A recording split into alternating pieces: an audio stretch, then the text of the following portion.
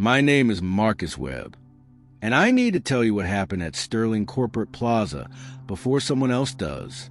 Before the version of me that's still walking those halls gets a chance to tell a different story.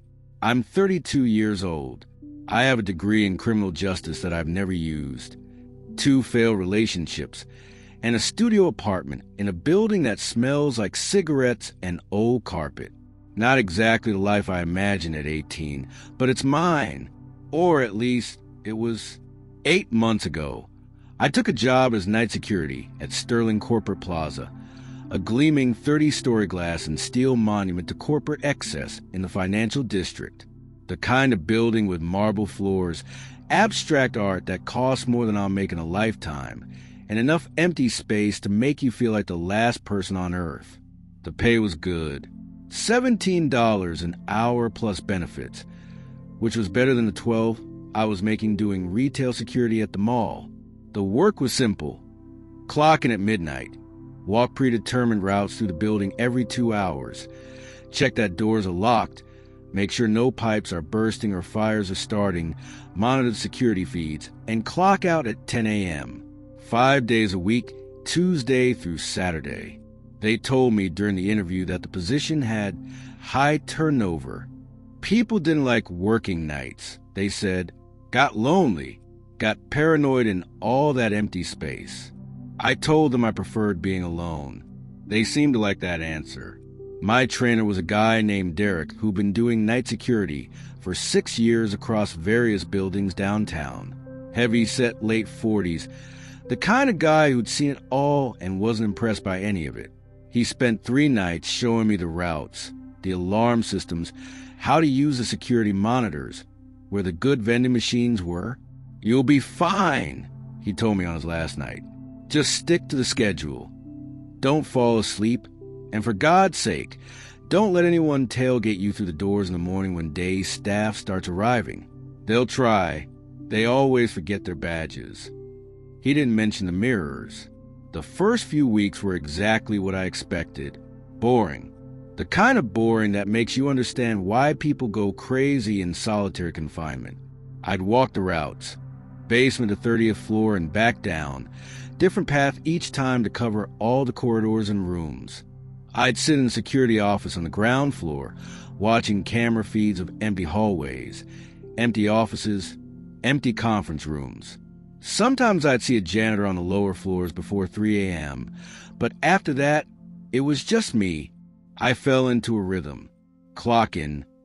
First rounds at 12:30 a.m., back to the office by 2 a.m. to check monitors and file the report. Second rounds at 4 a.m., back by 5:30. Third rounds at 7 a.m., back by 8:30. The last 90 minutes I'd spend doing paperwork, waiting for the day's shift supervisor to arrive at 10. I started bringing my laptop, watching movies during the downtime, started recognizing patterns in the building. The way certain doors didn't quite close right, the elevator on the west side that made a grinding sound on even-numbered floors, the water fountain on 12 that ran warm no matter how long you let it go. Sterling Corporate Plaza became familiar, routine, almost comfortable in its predictable emptiness. Then came week 9, Tuesday, October 17th.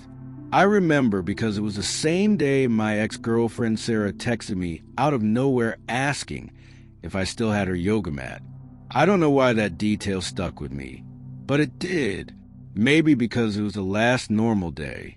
I was doing my 2 a.m. rounds, walking through the 14th floor, executive offices, mostly, big corner suites with views of the city, expensive furniture, those weird modern sculptures that are supposed to represent synergy or innovation or whatever buzzword was popular when they were commissioned.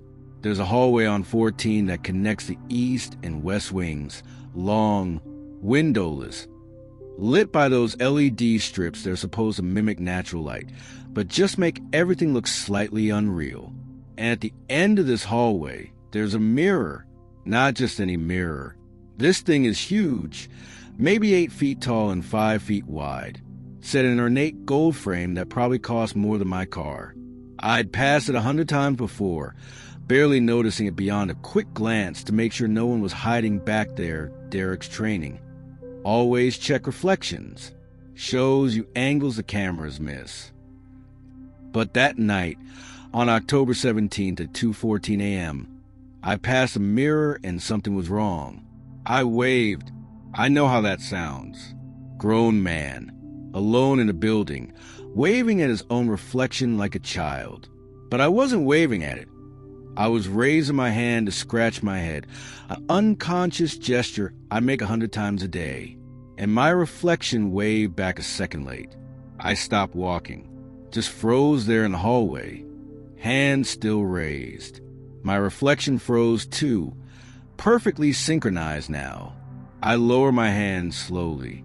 The reflection lowered its hand at exactly the same speed, exactly the same time. Normal. Everything was normal. I stare at myself in that mirror, dark hair getting too long. Needed a cut, 3 days stubble because I've been lazy about shaving. The navy blue Sterling security uniform that was a size too big in the shoulders.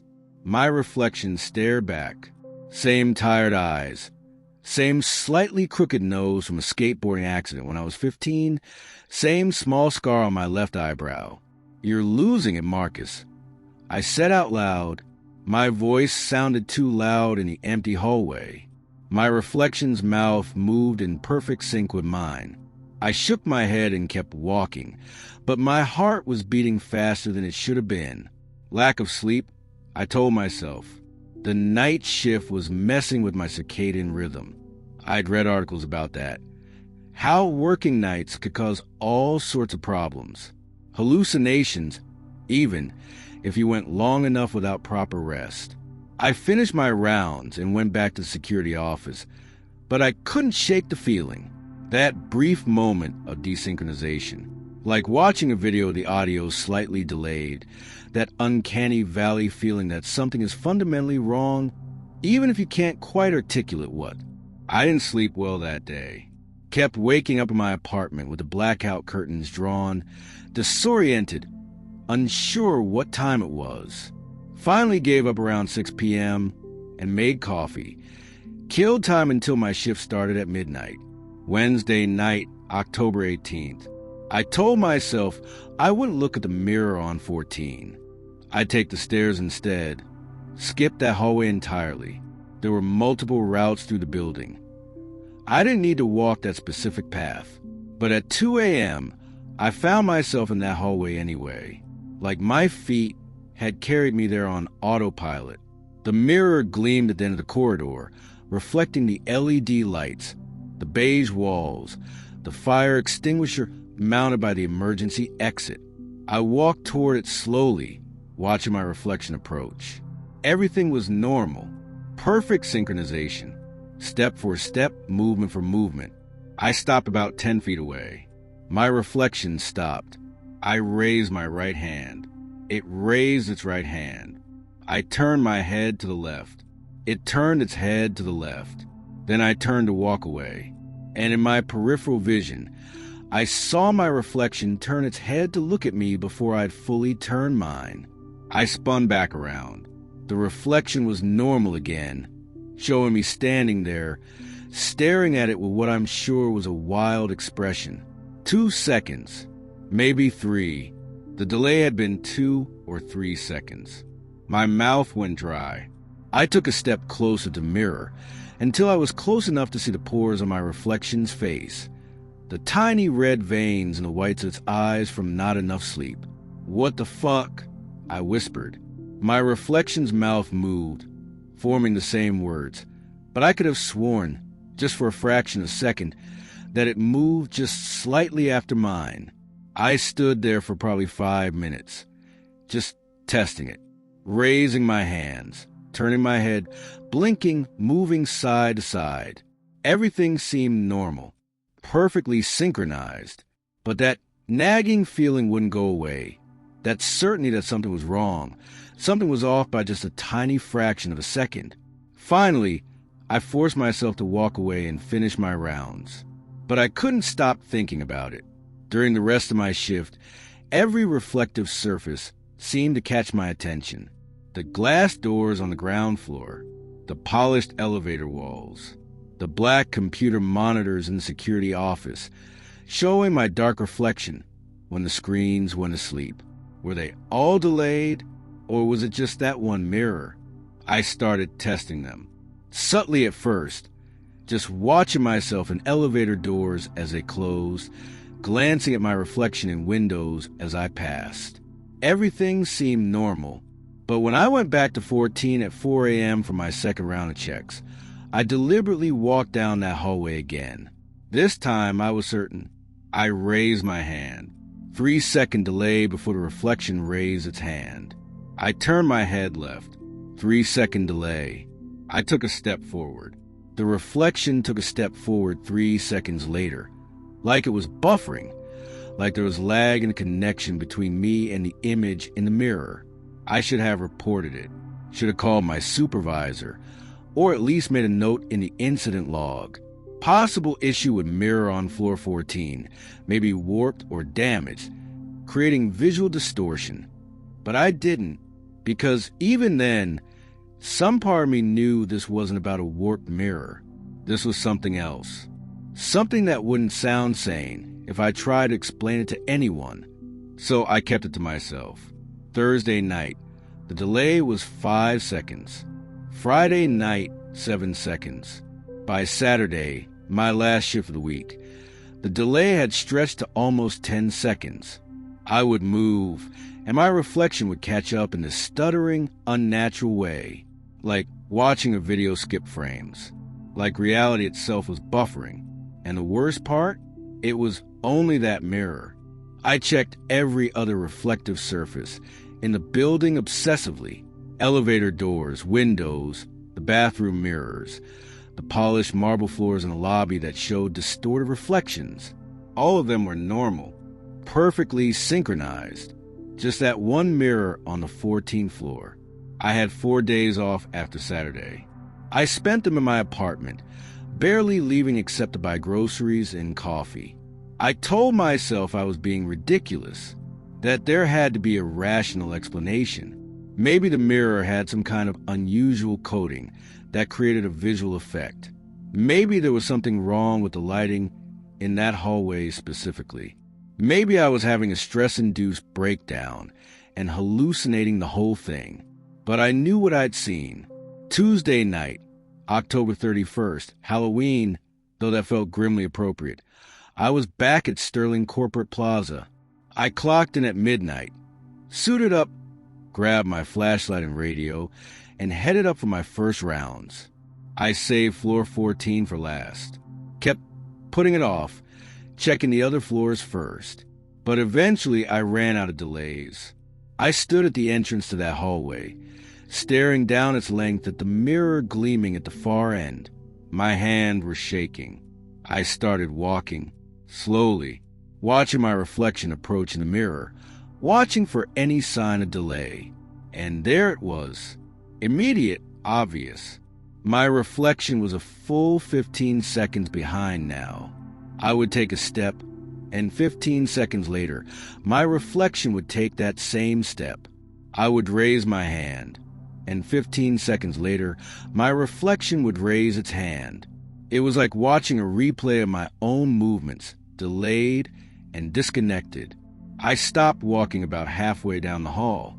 My reflection kept walking for another 15 seconds before it stopped too, catching up to where I was standing. And then, as I stood there frozen, watching myself in that mirror, my reflection smiled. I wasn't smiling. My face was locked in an expression of growing horror, mouth slightly open, eyes wide. But my reflection smiled, a slow, deliberate smile that spread across its face like oil on water. Then it waved at me, a small, casual wave, the kind of wave you'd give to a friend across a crowded room. I didn't wave back. I couldn't move. Every muscle in my body had locked up, primal fear flooding through my nervous system. Fight or flight response screaming at me to run, but leaving me paralyzed instead. The reflection smile faded. It tilted its head slightly, like it was curious, studying me, Then the lights in the hallway flickered. Just once. A brief brownout that lasted maybe half a second. When the lights came back on, my reflection was normal again, frozen in the same horrified expression I was making, perfectly synchronized. I ran, turned, and sprinted back down the hallway, not caring how it looked, not caring about anything except getting away from that mirror. I took the stairs down to security office, my footsteps echoing in the stairwell, breath coming in ragged gasps. I locked myself in the office and pulled up the security cameras, hands still shaking as I cycled through the feeds. Floor 14, East Wing, the hallway was empty. The mirror at the end reflected nothing but the hallway itself, the lights, the fire extinguisher. Know me, I wasn't in the frame because I'd run away. But as I watched the feed, rewinding it to see what the camera had captured while I was standing there, the camera showed me standing in the hallway. Normal. Nothing unusual. Just me, standing still, staring at the mirror for about 30 seconds, then turning and walking quickly back toward the stairs. No delayed reflection. No smile. No wave. Just me, alone in an empty hallway, staring at a mirror. The camera didn't see what I saw. I spent the rest of that shift in the security office. Didn't do my 4 a.m. rounds. Didn't do my 7 a.m. rounds. Just sat there, watching the camera feeds, waiting for something to appear on the screens that would confirm I wasn't losing my mind. Nothing happened. When my shift ended at 10 a.m., I wrote up a brief incident report. Felt unwell during shift, abbreviated round completed. All systems normal. My supervisor, a woman named Janet, who worked days and who I barely knew, barely glanced at it. Feel better, she said, not looking up from her computer. I should have quit right then. Should have walked out and never come back. But I needed the job, needed the money, and some stupid, stubborn part of me needed to understand what was happening. So I came back Wednesday night, and Thursday night, and Friday night. Each night, the delay grew longer, 20 seconds, 30 seconds. By Saturday, my reflection was a full minute behind my actual movements. And it wasn't just delayed anymore. It was doing things differently. Saturday, November 4th, my 5th consecutive night back after Halloween. I clocked in at midnight with a thermos of coffee that I'd already drunk half of on the drive over, tried to steel my nerves for what I knew was waiting for me on the 14th floor. I'd spent my days off researching. And I mean really researching, not just casual Google searches, but diving deep into forums about paranormal experiences, psychological phenomena, optical illusions, anything that might explain what I was seeing. I found stories about mirrors acting as portals, stories about doppelgangers and fetch spirits, stories about people who saw their reflections move independently and disappeared shortly after. I found scientific articles about prosopometamorphopsia, a condition where people see distorted faces, articles about Charles Bonnet syndrome, where people with vision problems see hallucinations, articles about the psychological effects of isolation and night shift work. None of it felt right. None of it explained the specific, consistent delay. The way my reflection was falling further and further behind, like we were drifting apart temporally. I'd also done something I probably shouldn't have. I'd accessed Sterling Corporate Plaza's employee records. Not exactly legal, but the security clearance gave me access to basic HR files. I wanted to know about the turnover they'd mentioned, the guards who quit before me. There had been 7 night security guards in the past 3 years. Derek, my trainer, had been one of them before he switched to a different building downtown. Before him, Amanda Reeves worked 4 months, quit with no notice. Before her, Jason Park worked 6 weeks, quit with no notice. Before him, Michael Chun worked 3 months, quit with no notice. The pattern went back further. Short tenures, sudden departures, no forwarding information. I tried to find them. Facebook, LinkedIn, public records. Derek was easy, still working security, still in the city. I tried calling him twice, but he never picked up, never called back. The others? Amanda Reeves's LinkedIn hadn't been updated in 2 years. Last post about starting a new opportunity she never specified. Jason Park's Facebook account was deactivated. Michael Chen's trail went completely cold after he left Sterling. No social media, no public records, nothing. It was like they'd vanished. I didn't want to think about what that might mean. So there I was, midnight on Saturday, standing in the lobby of Sterling Corporate Plaza, trying to convince myself that tonight would be different. That tonight I'd document what was happening, gather evidence, maybe even figure out what was causing it. I brought my phone with me on rounds for the first time. Derek had told me not to. Company policy was no personal devices while on patrol, something about preventing security breaches and data theft. But I needed to record what was happening. Needed proof that I wasn't losing my mind. My first round started at 12:30 a.m. I worked my way up through the building methodically, checking each floor, each corridor, each locked door. Everything was quiet, normal, the kind of oppressive silence that makes you hyper-aware of every small sound, the hum of the HVAC system, the distant ping of elevator cables, the creak of the building settling. I reached the 14th floor at 1:47 a.m. The hallway stretched out in front of me, that mirror gleaming at the far end like a rectangular pool of mercury. The LED lights gave everything a cold, clinical quality, like being inside a hospital at night. I pulled out my phone and opened the camera app, set it to record video.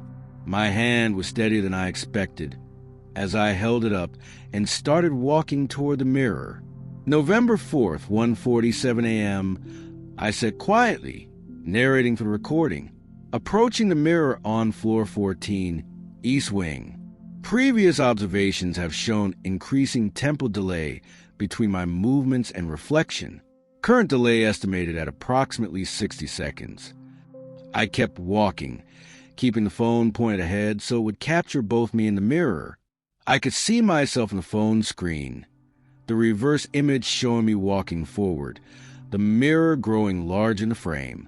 20 feet away, I continued. Reflection should be visible now. And it was. In the mirror, I could see myself walking down the hallway.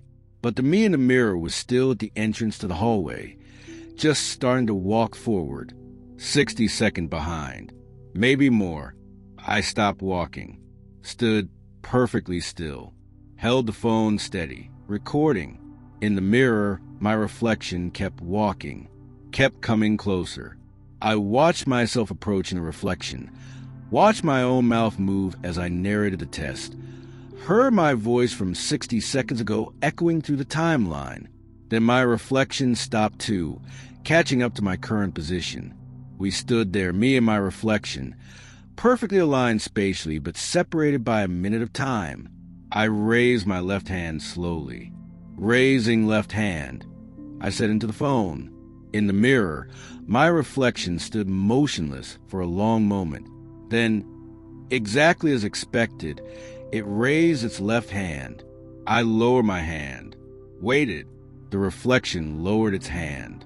Delay confirmed, I said, approximately 60 to 70 seconds, consistent with previous observations, but now testing for her.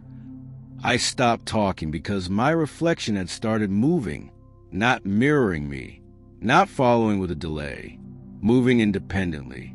My reflection took a step to the left. I hadn't moved. I was standing frozen, phone held up, watching. My reflection took another step left, moving toward the edge of the mirror's frame. Then it turned, not facing me anymore, but turned 90 degrees, like it was looking down a hallway that didn't exist in the reflection. What the fuck? I whispered. My reflection started walking, moving along this invisible corridor that I couldn't see, walking parallel to the real hallway, but in some other direction, some other space that only existed in the mirror. I moved closer, phone still recording, heart hammering so hard I could feel it in my throat. In the mirror, my reflection was walking away from me now, getting smaller, disappearing down this phantom hallway. I looked to my left, the real hallway. Nothing there but a wall, a fire extinguisher, an exit sign glowing red. I looked back at the mirror. My reflection was almost gone, just a small figure in the distance, still walking.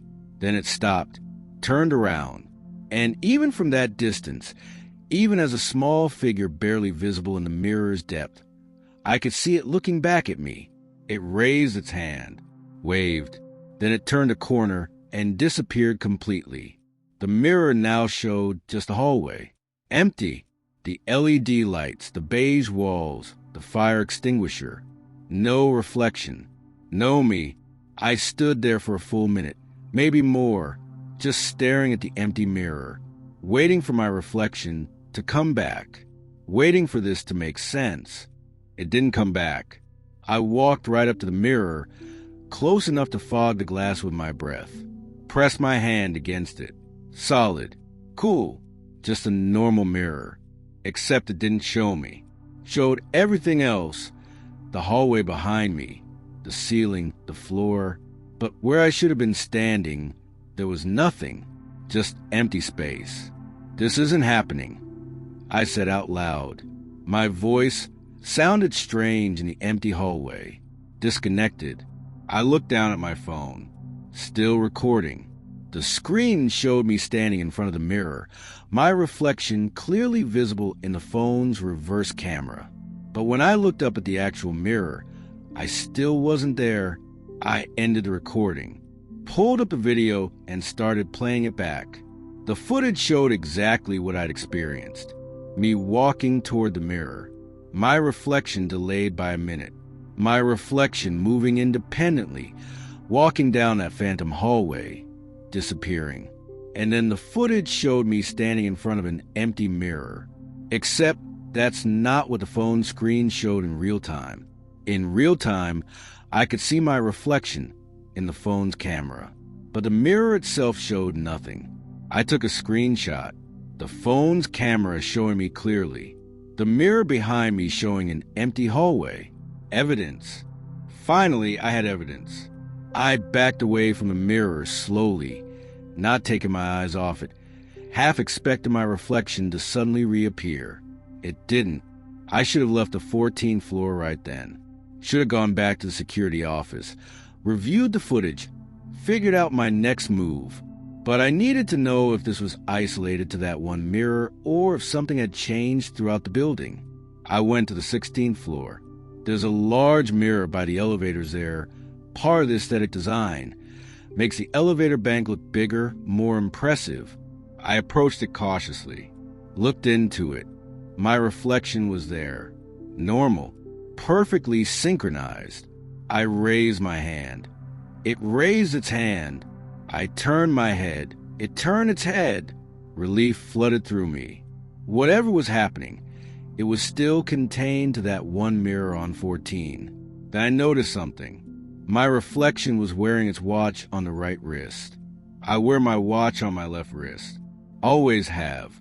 I'm right-handed, and like most right-handed people, I wear my watch on my non-dominant hand. I look down at my actual wrist. Watch on the left, like always. I look back at the mirror. Reflection's watch on the right. That's normal for mirrors. I told myself, mirrors reverse things. Left becomes right. Except I'd never noticed it before. Had never thought about it. And now, staring at my reflection with its watch on the wrong wrist, something felt deeply, fundamentally wrong. I took the stairs down to the 12th floor. There's a bathroom there, full of mirrors above the sinks. I went inside, letting the door swing shut behind me with a pneumatic hiss. The fluorescent lights flickered on automatically, harsh and white. 5 sinks, 5 mirrors. I stood in front of the middle one. My reflection looked back at me. Same tired eyes, Same stubble, same Navy uniform. Watch on the right wrist because mirrors reverse things. Normal. I turned to leave. In my peripheral vision, I saw my reflection turn its head to watch me go. Saw its eyes track my movement. Saw it turn its head before I'd fully turned mine. I spun back around. The reflection was normal again, facing forward, perfectly synchronized. Stop it, I said to my reflection. Whatever this is, just stop. My reflection's mouth moved with mine, forming the same words. But I could have sworn, just for a fraction of a second, that its lips had moved first. I left the bathroom and took the elevator down to the ground floor. Needed to get back to the security office. Needed to think. The elevator doors were polished chrome, mirror-like. I watched myself descend, floor numbers ticking down on the display. 12, 11, 10. My reflection in the elevator doors turned to look at the floor numbers. I was staring straight ahead. 9, 8, 7. My reflection raised its hand to its face, rubbing its eyes. My hands were at my sides. 6, 5, 4. My reflection smiled. I wasn't smiling. The elevator chimed. Ground floor. The doors opened. I practically fell out into the lobby, stumbling, catching myself against the wall. Looked back at the elevator. My reflection was gone. The doors had closed. The elevator was already ascending again, called by someone on an upper floor, even though the building was empty. I made it back to the security office and locked the door behind me, sat down at the desk, and pulled up the security monitors, cycling through the camera feeds with shaking hands. Floor by floor, camera by camera. Empty hallways. Dark offices. Nothing unusual. Until I got to the 14th floor feed. The camera covering the East Wing hallway, the one that should show that mirror, was offline. NO signal, displayed in white text on a black screen. I checked the log. The camera had been working fine all night. Working fine right up until 1:47 a.m., right when I'd started recording. I cycled to the 16th floor camera, the one covering the elevator bank with a mirror. The feed was there, live. I could see the elevators, the mirror, the hallway, and I could see myself, standing in front of the mirror, just standing there, staring. But I was in the security office, on the ground floor. I wasn't on 16. I looked down at my hands, resting on the desk. Solid, real. I was here. I looked back at the monitor. The me on 16 was still standing there, motionless. Then it moved, turned its head slowly, like it was looking for something. Started walking down the hallway, out of the camera's frame. I cycled to the next camera, the one that should pick up that hallway. There I was, walking, checking doors, following my patrol route exactly. I cycled through more cameras, floor after floor. There I was, doing my rounds, checking offices, testing door handles, moving through the building. But I was sitting in the security office. I hadn't moved. I grabbed my radio, keyed the transmit button. This is Webb in the security office. If anyone can hear this, please respond. Static. The building was empty. No one else was on duty. This is Marcus Webb. I said into the radio, my voice cracking slightly. I'm in the ground floor security office. I'm looking at camera feeds showing me on multiple floors simultaneously. If anyone is receiving this transmission, please respond. Nothing but static. I set the radio down and pulled out my phone. Pulled up the video I'd recorded on 14. Watched it again and again. Each time I watched it, I noticed new details. The way my reflection had moved, not hesitant or confused, but purposeful, like it knew exactly where it was going. The way it had waved before disappearing. Not a goodbye wave, but an acknowledgement wave, like it was saying, I see you. I know you're watching. I looked back at the monitors. The figure that looked like me was on the 23rd floor now, checking the conference rooms. I stood up, looked down at myself. Still here, still real. On the monitor, my double kept walking, kept checking doors, kept following the patrol route. I sat back down and did something I knew was stupid, but couldn't stop myself from doing. I pulled up the personnel files again, found Derek's number. It was almost 3 a.m., but I called anyway. It rang 4 times. Then a click. Hello? Derek's voice, groggy with sleep. Derek, it's Marcus. Marcus Webb, from Sterling Plaza. I know it's late, but I need to ask you something. Silence on the other end. Long enough that I thought he'd hung up. Then, you've seen it. Not a question. A statement. Seen what? I asked, even though I knew. The delay. The mirror. It starts with a delay. My throat felt tight. What happens next? Another long pause. When Derek spoke again, his voice was quiet. Careful. How long have you been working there? 8 months. Jesus. 8 months.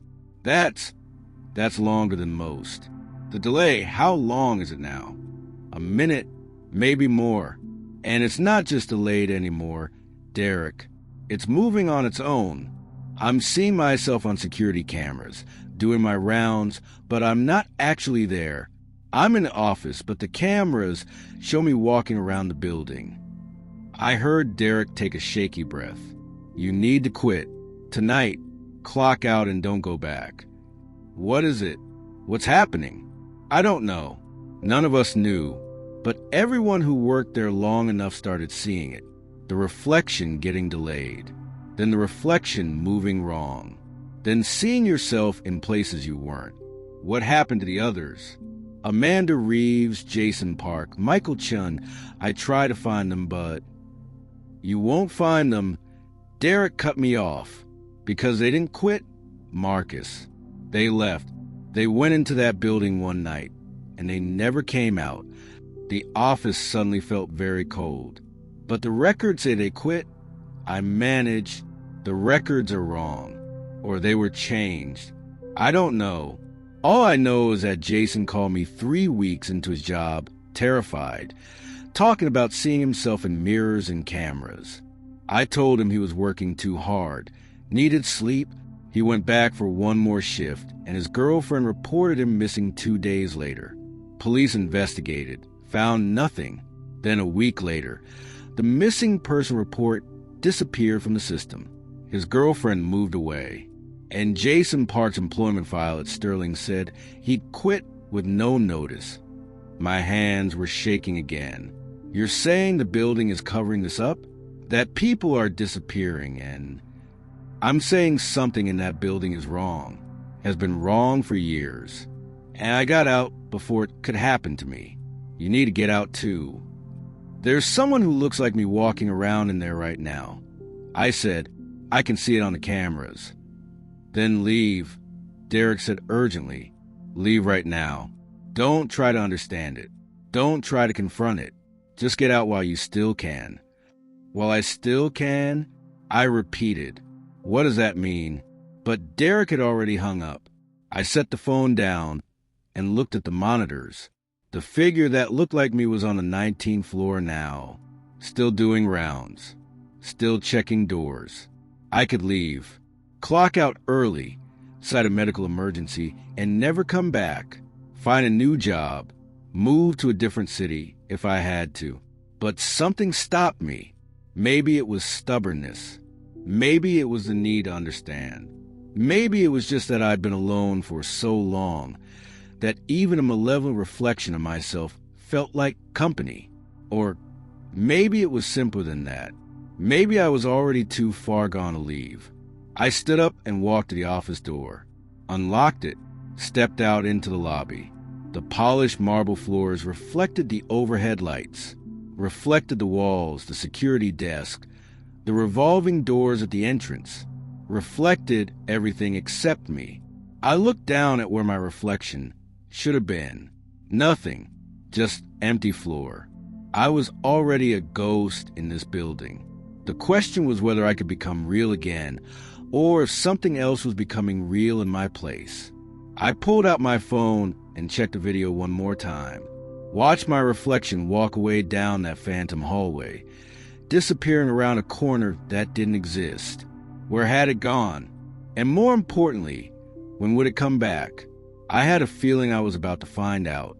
I spent the rest of that shift in a state of heightened paranoia, jumping at every small sound, checking the monitors obsessively. The figure that looked like me continued its patrol route throughout the building, moving floor by floor, checking doors and rooms with mechanical precision. At 5:30 a.m., it returned to the security office. I watched it on the exterior camera, the one covering the hallway leading to the office. Watched myself walk up to the door, reach for the handle. I was sitting inside, watching the monitor. The door was locked. On the screen, my double tried the handle, found it locked, stood there for a moment, perfectly still. Then it turned and looked directly at the camera, smiled, and walked away. I didn't do my 7 a.m. rounds. Didn't leave the office at all. Just sat there, watching the cameras, watching my double move through the building, until my shift ended at 10 a.m. When Jen arrived for day shift, she found me still at the desk, probably looking like I'd been through hell. "You okay?" she asked, setting down her coffee. "You look awful." "Rough night. I managed. Think I'm coming down with something." She frowned, concerned. "You should go home. Get some rest." I wanted to tell her. Wanted to explain what was happening in this building after dark. But what would I say? That my reflection had gained independence? That there was another version of me walking halls? She'd think I was having a breakdown. Maybe I was. I clocked out and left, stepping out into the cold November morning. The sun was bright, the street busy with early commuters. Normal, real, the sight of other people, cars, movement. It all felt surreal after a night in that empty building. I drove home and tried to sleep, but couldn't. Kept seeing that smile. The way my double had looked at the camera, like it knew I was watching, like it was pleased. Around 2 p.m., I gave up on sleep and opened my laptop. Started searching for information about Sterling Corporate Plaza, building history, construction records, anything that might explain what was happening. The building had been constructed in 1987, 30-story mixed-use tower, primarily offices with some retail space on the ground floor. Designed by Kemp and Associates, a firm that had done several other buildings downtown in the 80s and 90s. Nothing unusual in the construction records. No deaths during building, no scandals, no dark history. I dug deeper, found old newspaper archives, looking for anything connected to the address. Before Sterling Corporate Plaza, the lot had been occupied by the Meridian Hotel, a mid-century building that was demolished in 1985 to make way for the new construction. Before the Meridian Hotel, the lot had been home to various commercial buildings going back to the early 1900s. And before that, in the 1880s, the site had been occupied by something called the Garrison Mirror Works, a factory that manufactured mirrors and glass. A factory that burned down in 1892, killing 17 workers who were trapped inside. I sat back from my laptop, heart pounding. A mirror factory on the exact same site. It could be a coincidence. Probably was a coincidence. But I didn't believe in coincidences anymore. I kept searching. Found a digitized article from the Chicago Tribune, dated March 15th, 1892. 17 perish in Garrison Mirror Works fire. Workers trapped as factory collapses. Witnesses report seeing victims at windows, unable to escape. The article described how the fire had started in the chemical storage area, where they kept the silver nitrate and other compounds used in mirror silvering. The flames had spread quickly, and the exits had been blocked. Workers on the upper floors had been trapped, hammering on windows, screaming for help that never came. Some of the witnesses reported something strange. They said that after the building collapsed, after the screaming had stopped, they could still see the workers, reflected in the broken shards of glass and mirrors scattered around the ruins, standing at windows that no longer existed, hammering on glass that had shattered, reflections that remained after the people themselves were gone. The article dismissed this as hysteria, grief-induced hallucinations from traumatized witnesses. But reading it now, knowing what I knew, it felt like something else, like a warning. I checked the address 3 times to be sure. The Garrison Mirror Works had stood at 447 South Wacker Drive. Sterling Corporate Plaza's address was 445 South Wacker Drive. Close enough. Property lines had probably shifted over the decades, lots consolidated and reconfigured. The mirror factory had been right here, right where I worked. I spent the rest of Sunday researching, trying to find more information about the factory, the fire, anything that might help me understand. But there wasn't much. The fire had been big news for a week or two, then faded from the papers. The lot had sat vacant for years before being developed again. The workers who died, I found a list of their names in an old city record. 17 names. 17 people who had burned to death while their reflections remained trapped in broken mirrors.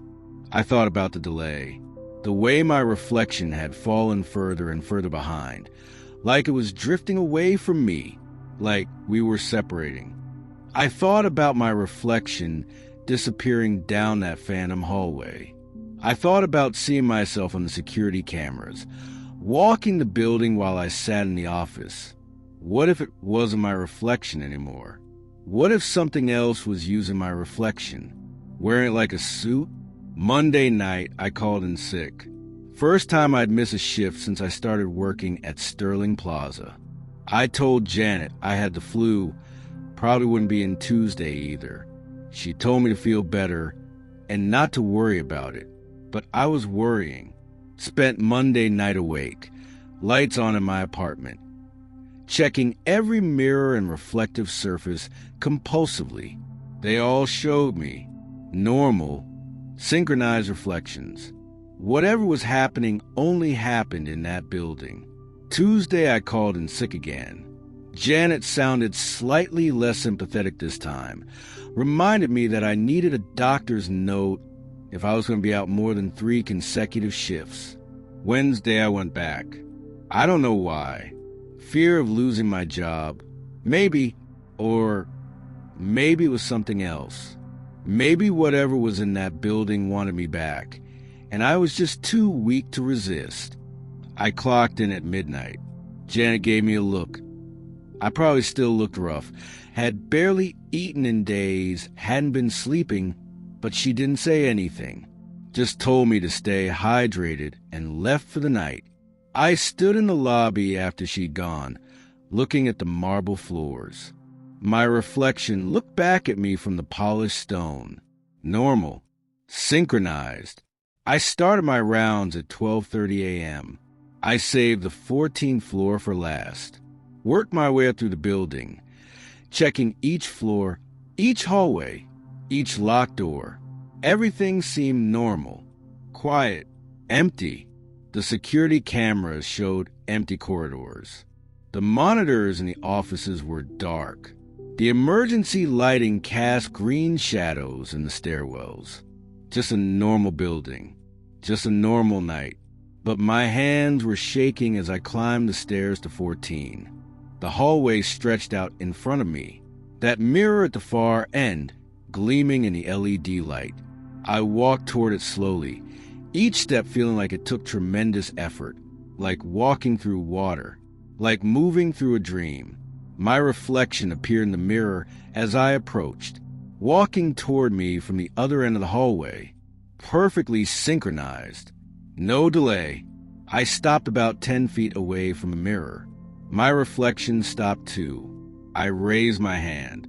It raised its hand at exactly the same moment. Normal. Everything was normal. The delay was gone. Relief flooded through me so intensely I felt dizzy.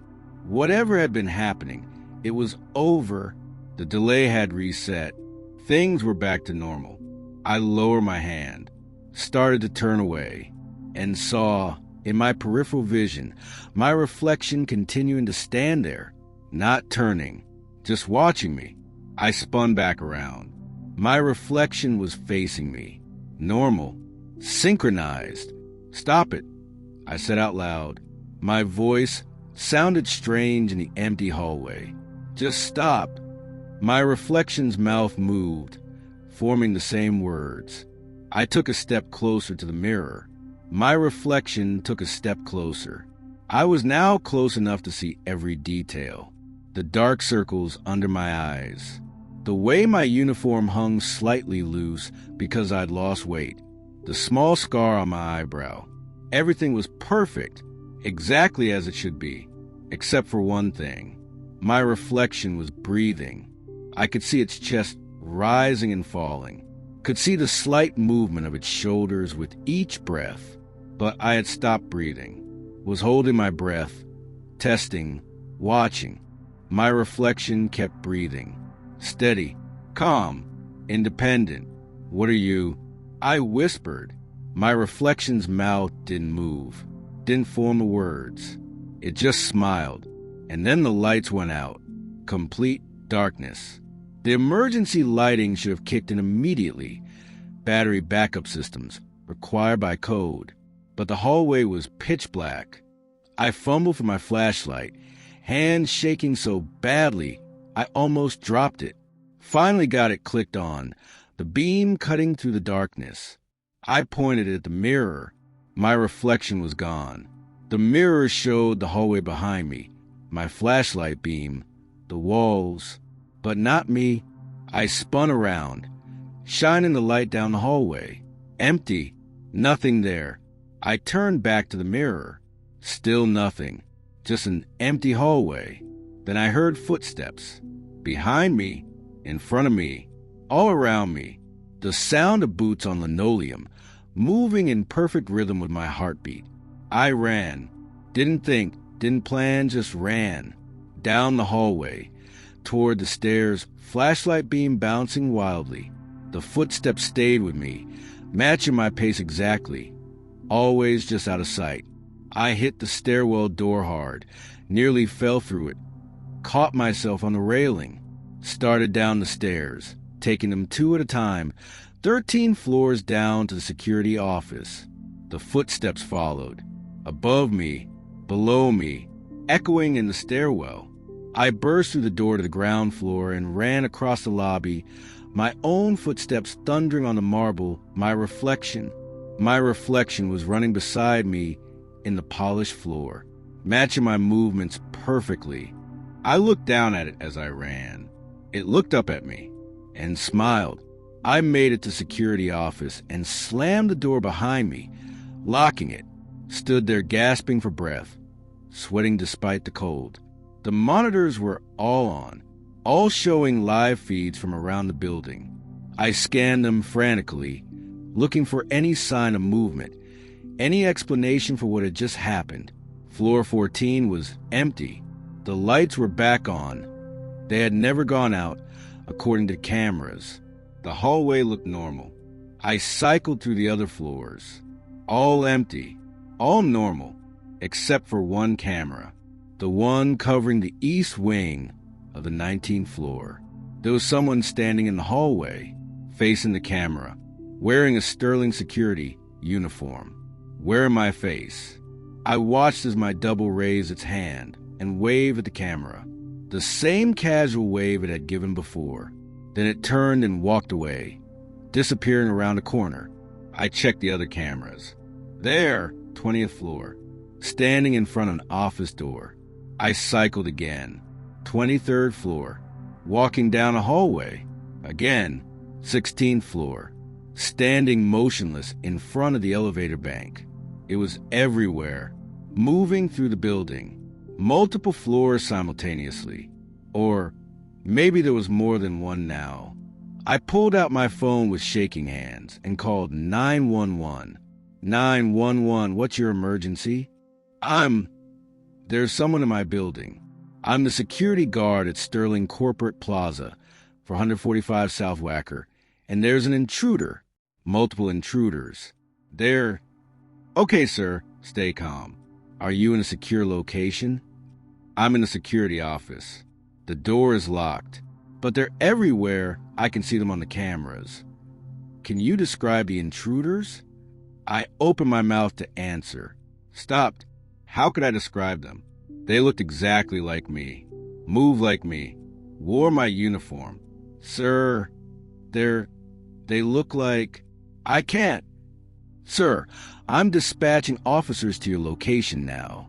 Stay where you are. Keep the door locked. Officers will be there in approximately 8 minutes.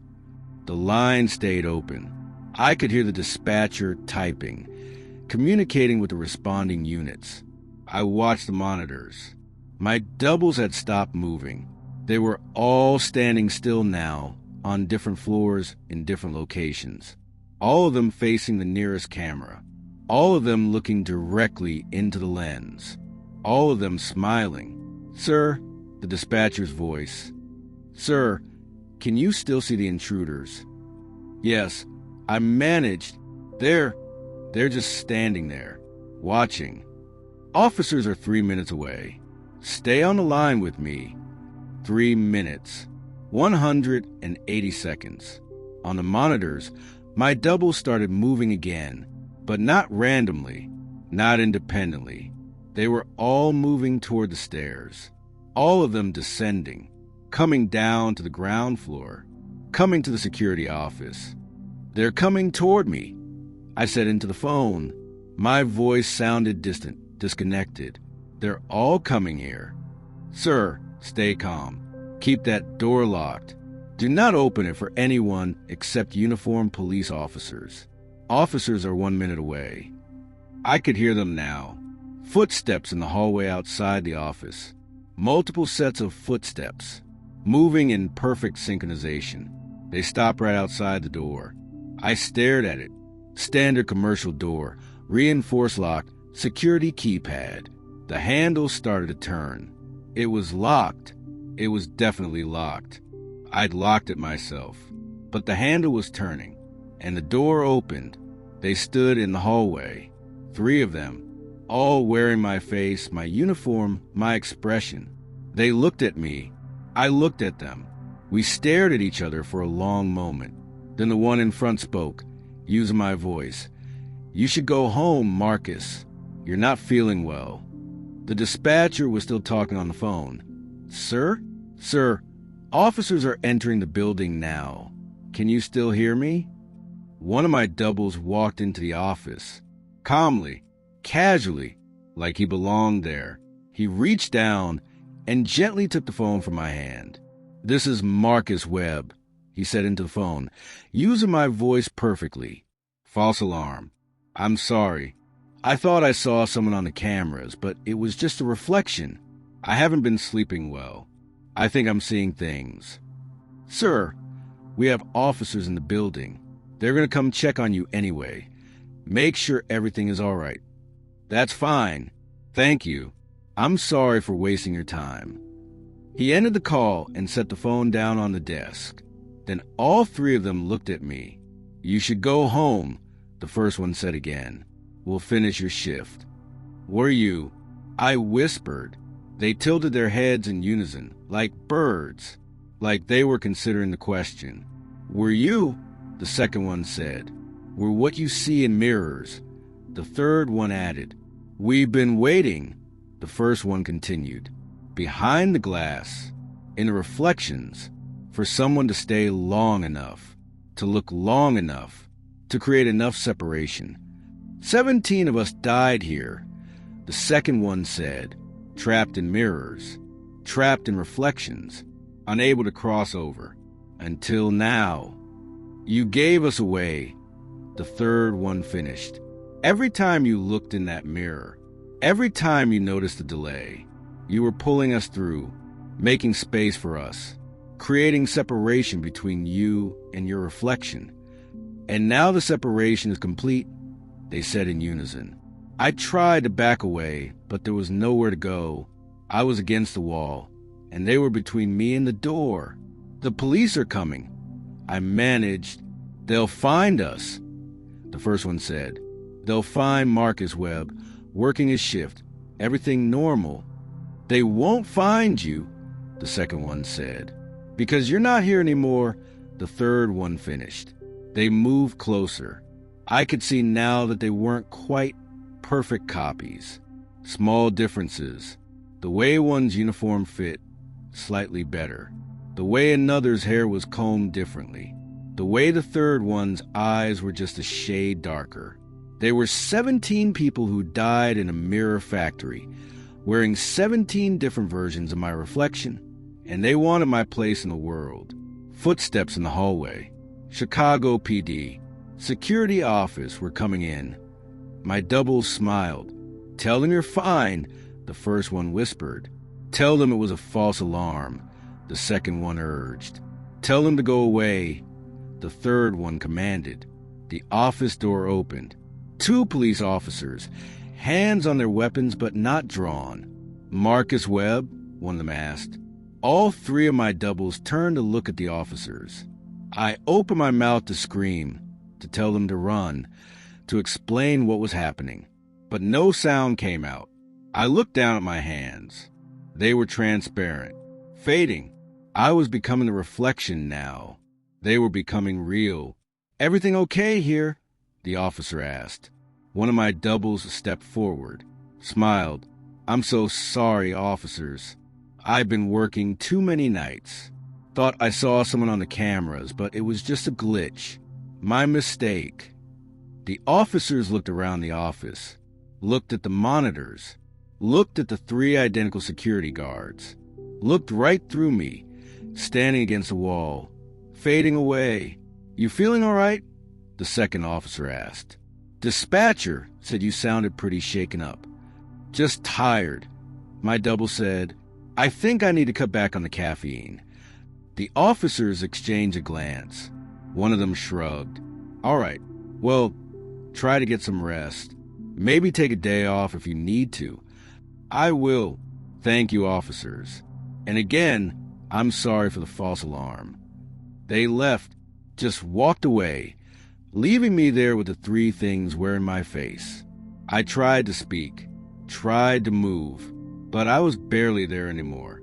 Just a faint outline, a shadow, a reflection with nothing to reflect. The 3 doubles looked at me. Don't worry, one of them said. You'll get used to it. Behind the glass, in the reflections, it's not so bad. And maybe someday, another added, someone else will work here long enough, look long enough, create enough separation, and then you can come back. The third finished. They walked out of the office, leaving me alone. I looked at the monitors. They showed the 3 of them splitting up, heading to different floors, taking over my patrol route, taking over my life. I looked down at myself, almost completely transparent now, almost gone. I looked at the window, at the dark glass reflecting the office, and in that reflection, I could see myself clearly, solid, real, trapped on the other side. I pressed my hand against the glass. From the real world, it would have looked like nothing, just an empty office, just darkness reflecting in a window. But from where I was now, behind the glass, in the reflection, I could see everything. I could see the 17 others who'd been here before me, standing in mirrors throughout the building, trapped, waiting. 17 people who died in a fire in 1892, and now one more. Me, Marcus Webb, working the night shift at Sterling Corporate Plaza. Forever. Time doesn't work the same way in reflections. I know that now, have known it for what feels like days or maybe hours or maybe years.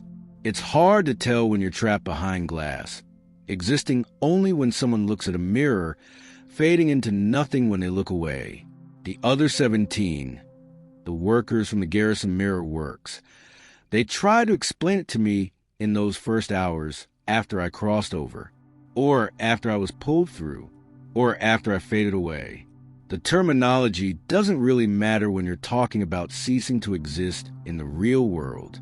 You're in the in-between now. A woman named Catherine told me she'd been one of the workers on the 3rd floor of the mirror factory when it burned, had been 23 years old, had died 134 years ago, but looked exactly as she had the day of the fire. Hair pulled back in a simple bun, face smudged with soot, eyes still wide with the terror of burning alive. The in-between? I'd asked. My voice sounded strange, echoing, like speaking underwater. Between the real world and the reflected one, a man named James explained. He'd been a factory foreman, 46 when he died. When they make mirrors, they coat glass with silver. The silver is the boundary, the edge between what is and what appears to be. We died surrounded by mirrors. Our reflections were captured in the glass even as our bodies burned, and we've been here ever since. I was standing, if you could call it standing, in a space that looked like the security office but wasn't. Everything was reversed, like looking at the world through a mirror. The text on the monitors was backwards. The door was on the wrong side. Even my own hands looked wrong, like they belonged to someone else. Why me? I asked. Why could they pull me through? You look too long, Catherine said softly. You notice a delay. Most people don't. They see their reflection. It mirrors them perfectly. They move on. But you noticed. You paid attention. You created separation between yourself and your reflection. And the more you looked, James continued, the more you noticed, the wider that separation became, until there was enough space for us to slip through, to take your reflection's place, to use it as a doorway back into the real world. But there are 3 of them, I protested, 3 wearing my face. How? 17 of us died. An older woman interrupted. Her name was Margaret. She'd been 51 when the fire took her. But we don't all need separate bodies. We can share, 3 or 4 of us to each reflection. We take turns. Some of us inhabit the reflection, while others wait in the in-between. It's not ideal, but it's better than being trapped here forever. I looked around at them. 17 people in old-fashioned clothing. Faces marked with soot and burns. Eyes hollow with more than a century of waiting. How long? I asked, how long have you been here? Since 1892, James said. Since the fire. We've been waiting, watching. Every building built on this site, we've been here. In the mirrors, in the glass, in any reflective surface, waiting for someone to look long enough to notice us. There were others before me, weren't there? I said, thinking of the previous security guards. Amanda Reeves, Jason Park, Michael Chun. They didn't all quit. Catherine nodded. Some quit before the separation was complete. They felt something was wrong and ran.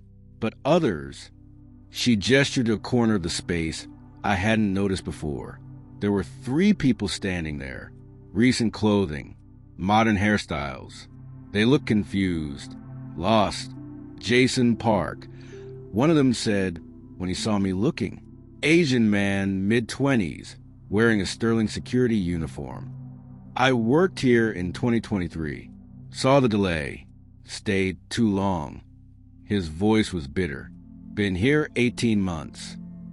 Amanda Reeves, a woman added, blonde, early 30s, also in uniform. 2 years for me, maybe 3. Hard to keep track. Michael Chun, the third one, said, older 40s, tired eyes. 3 years, or 4. I've stopped counting. There are more, Jason said. Further back, people from the other buildings that stood here, the hotel, the office building before that, but they've been here so long they've started to fade, to forget who they were. Eventually, you just become part of the in-between, part of the glass itself. I felt sick, or whatever the equivalent of sick was in this place. So this is it? I asked. I'm just trapped here? Forever? Unless someone else comes, Margaret said. Someone else who works here long enough, looks long enough, creates enough separation. Then we can use their reflection to cross back over. James added, like we did with you. But you only got 3 across. I pointed out. 3 of you in my reflection. What about the rest? We take turns, Catherine explained. 3 will inhabit your reflection for a while, experience the real world, then they'll come back, and 3 others will take their place. It's not perfect. We're sharing one life between 17 people, but it's something. And now 18, Jason said darkly. 1 more person to split between. I was starting to understand. They weren't evil. They weren't monsters. They were just people who died horribly and found themselves trapped in an impossible situation. And they'd been here for so long that the chance to experience even a fraction of real life again, even if it meant stealing someone else's existence, had become irresistible. What about my life? I asked. My apartment, my stuff, my identity. What happens to all of that? They'll live it, James said simply. The ones wearing your reflection. They'll go to your apartment, sleep in your bed, eat your food, live your life. They'll be you. As far as the world is concerned, you're still out there, and I'm stuck here. Yes. I looked around the reverse security office. Through the backward window, I could see the lobby or the reflection of it. Empty, dark, lifeless. There has to be a way out, I said. Some way to reverse this. To get back. The 17 looked at each other. Some of them looked sad. Others looked something else. Guilty, maybe. There is one way, Catherine finally said. The others don't like to talk about it. James added quickly. Because it's dangerous. Because it might not work. Tell me, I demanded. Margaret stepped forward. The separation works both ways. You notice a delay, created a gap, and we crossed over using your reflection. But the same principle works in reverse. If one of us wearing your reflection in the real world, creates enough separation on their side, notices a delay from their perspective, then someone from here could potentially cross back. The swap could reverse, Jason said. He clearly thought about this a lot. If one of the 3 wearing your face right now starts seeing their reflection delay, starts noticing the gap, they could theoretically create enough space for you to cross back through. But they won't, Amanda said bitterly. Why would they? They're free. They're alive. They're not going to do the one thing that would trap them here again. Unless we make them, Michael suggested quietly. The 17 from 1892 shifted uncomfortably. That's never worked before, Catherine said. You've tried. I asked. When Jason crossed over, James admitted. We tried to influence his reflection, the ones wearing his face. Tried to make them notice the mirrors. Look too long. Create the separation. But they resisted. They knew what would happen if they did. And we couldn't force them. We can influence, suggest, whisper. But we can't control. Not completely. So I'm stuck, I said again. Unless the people wearing my face decide to help me, which they won't. We're all stuck, Jason said. Welcome to hell. But I wasn't ready to accept that. I'd only been here, a few hours? Less? I wasn't ready to give up. I want to see them, I said. The ones wearing my reflection. I want to see what they're doing. It doesn't help, Amanda warned. Trust me, watching them live your life just makes it worse. I don't care. Show me. Catherine led me to one of the monitors, the reverse version of the security monitors in the real office. You can see through any reflective surface, she explained. Mirrors, glass, polished metal, water.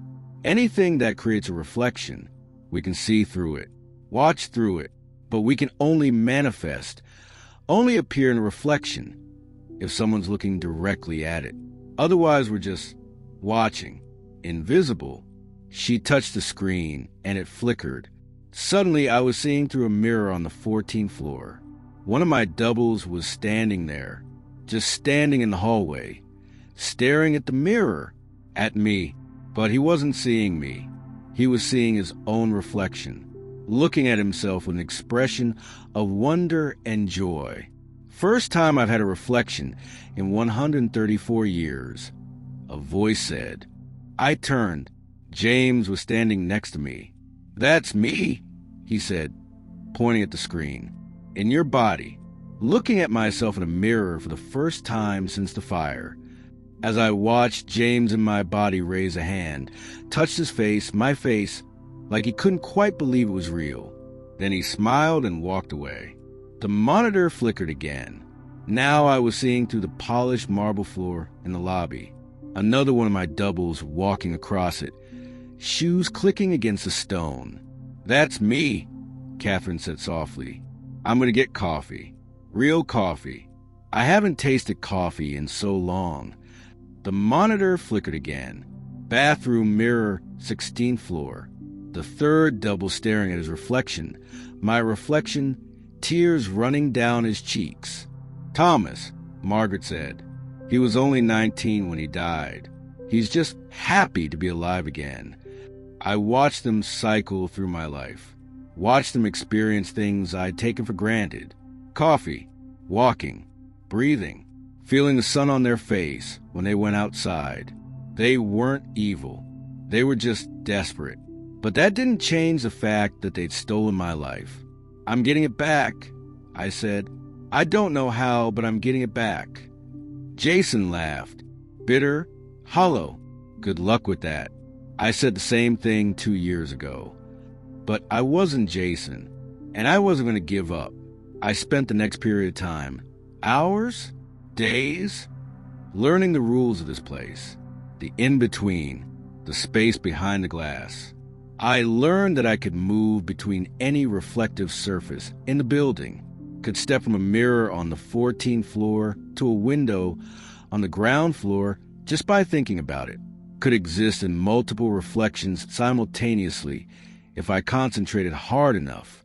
I learned that I could see and hear everything happening in the real world, as long as it was near something reflective, which, in a modern office building, was almost everything. I learned that I could sometimes, very rarely, make my presence known. A flicker in a mirror, a shadow that shouldn't be there, a face appearing briefly in a window. But I couldn't communicate, couldn't speak to the real world, couldn't touch anything, couldn't affect anything. I was a ghost, less than a ghost, a reflection without anything to reflect. I watched the three, wherein my face lived my life. Watched them go to my apartment, eat my food, sleep in my bed. Watched them work my shifts, smile at Janet, make small talk with the day's security guard. They were good at it, better than I'd been, actually, more social, more friendly. They'd been isolated for so long that they treasured every human interaction. No one suspected anything was wrong. Why would they? I looked the same, sounded the same, acted mostly the same, just a bit more cheerful, maybe a bit more grateful for the small things. They were living my life better than I had, and I was stuck behind a glass, watching, but I was also learning, studying them, looking for weaknesses, looking for opportunities, because I'd noticed something the others in the in-between hadn't mentioned. The three weren't perfect copies. They were close, but not perfect. Little differences in how they moved, how they spoke, how they interacted with the world. And those differences were creating tiny inconsistencies, small enough that no one in the real world would notice, but big enough that I might be able to exploit. I just needed to figure out how. I was studying the monitors one day, or night. Time was meaningless here, when I noticed something else. On the 14th floor, in that hallway with a mirror where this had all started, One of my doubles was standing, just standing there, staring at his reflection in the mirror, which meant I could see him from both sides. I could see him in the real world, and I could see what he was seeing in the mirror. And there was a delay, just a fraction of a second, barely noticeable, but it was there. "Catherine," I called out. She materialized next to me, looking at the screen. "What is it?" "Look," I pointed, "the one on 14. Look at his reflection." She watched for a moment, then her eyes widened. "There's a delay. Just a small one, but it's there." That's James," she said slowly. "He's been spending a lot of time in mirrors. Says he's making up for lost time. But if he's creating a delay, then he's creating separation." I finished, just like I did, which means some of the crossover, Jason said. He'd appeared next to us, along with several others. They were all staring at the screen. "It's not enough yet," Margaret said cautiously. "The delay needs to be much longer. He'd have to spend hours staring at mirrors, creating more and more separation." "But he doesn't know that's what he's doing," I said. "He thinks he's just looking at himself, enjoying having a reflection again. He doesn't realize he's creating the same gap I did." "We need to encourage it," Michael said. "Make him look more, look longer." "How?" Amanda asked. "We can't communicate with the real world." "But we can appear," I said, briefly, "in mirrors. We can make him notice things, make him look longer." The others looked at each other. "It's risky," Catherine said. "If we show ourselves too much, he might realize what's happening, might stop looking. Or it might scare him into looking more," I countered. "Either way, it's the only chance I've got." It was also, I realized, the only chance the others had. If I could cross back over, that meant it was possible. That meant they might be able to do the same someday. "We'll help you," Jason said finally. "All of us. We'll do whatever we can." Over the next shifts, I was starting to measure time in shifts again, watching my doubles work my job. We put the plan into action. Whenever James and my body looked at a mirror, one of us would appear briefly in the reflection. Just a flicker, a face that wasn't his, a shadow that shouldn't be there. At first, he didn't notice, or he did notice, but dismissed it as his imagination. But we kept doing it, kept appearing, kept making him look. And slowly, gradually, the delays started to get longer. 1 second, 2 seconds, 5 seconds. He was creating separation, just like I had, and he was starting to notice.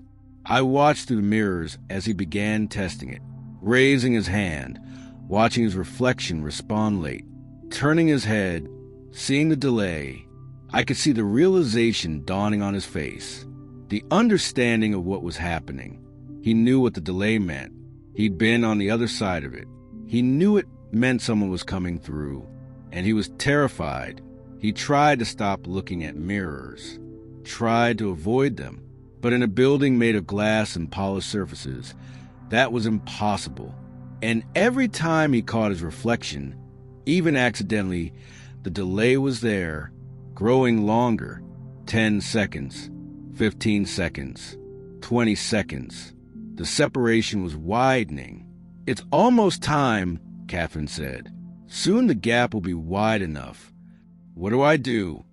I asked. "How do I cross back over?" "You wait," James said.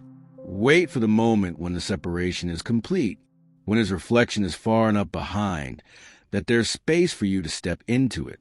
Then you just step through, and he'll be pulled into the in-between," Margaret added. "The swap will reverse.